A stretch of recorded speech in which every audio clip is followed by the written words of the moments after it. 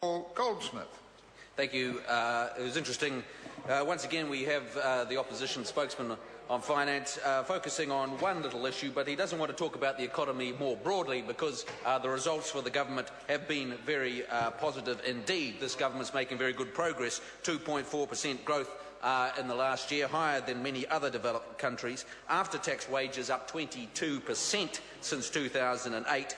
That's more than twice the inflation rate, and that's why New Zealanders are feeling upbeat and positive about their chances in this world. They have more money in their pocket during what has been a very difficult time internationally. We've got the lowest mortgage rates in 50 years, and if you're interested about housing affordability, you do pay attention to mortgage rates and the fact that people are saving a lot of money by paying less mortgage, less interest, and much more easily able to afford a house. And tax reforms that we've seen encouraging savings and investment.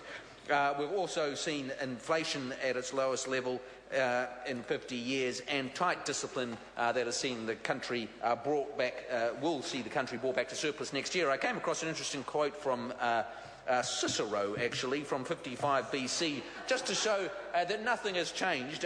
He advised that the budget should be balanced, the treasury should be refilled, public debt should be reduced, the arrogance of officialdom should be tempered and controlled, and the assistance to foreign lands should be curtailed. People must again learn to work instead of living on public assistance. So the basic recipe of good governance is not new. It's not complicated. It's about living within your means and governing in order.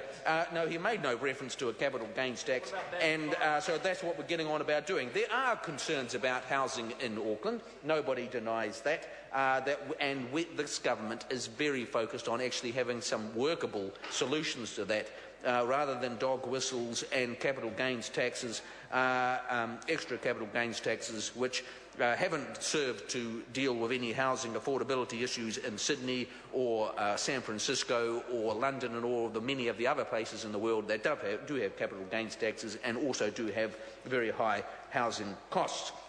So there are lots of theories about what is driving what's going on in Auckland, but I don't think anybody can deny that if you really wanted to get on top of the issue, it's fundamentally about increasing the supply of new houses, and that's what this government is focused on doing.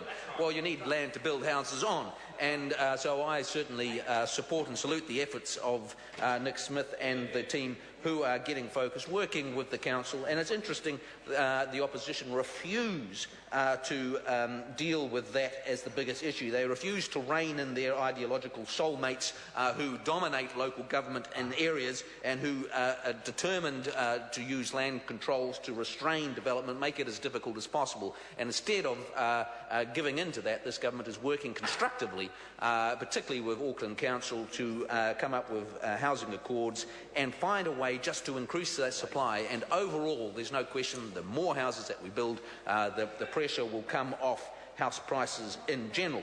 And then elsewhere beyond that, we're focused very much on reducing elements of the costs that we're having to deal with. And again, we hear you never get any support or encouragement from the other side of the house when it comes to dealing with RMA reform, reducing the regulatory burden that we see that's adding to the cost of concrete and all sorts of other raw materials. And that's what this government is focused on. But all in all, I'm very pleased, and this appropriation debate is revealing time and time again the good progress that this government has made in getting back to surplus.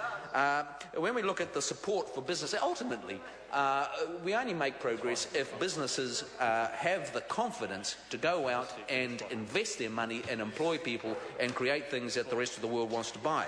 And that's why with our 28% company tax, which is lower than Australia, we're in good shape here in New Zealand to get out there and encourage enterprise and people to grow their businesses. What about the infrastructure investment that we talk about? $12 billion in roads over the next little while, $1.5 billion in ultra-fast broadband and rural broadband initiatives, $5 billion has been invested in the national electricity grid. All these things are fundamental to having the environment and the infrastructure in place for New Zealand businesses to succeed.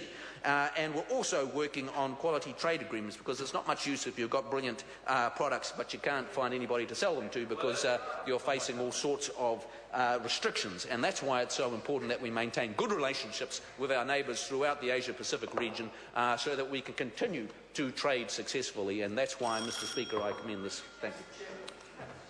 Julianne Genter. Thank you, Mr. Chair. The national government is failing the economy in a number of respects. So I'm going to talk about the different ways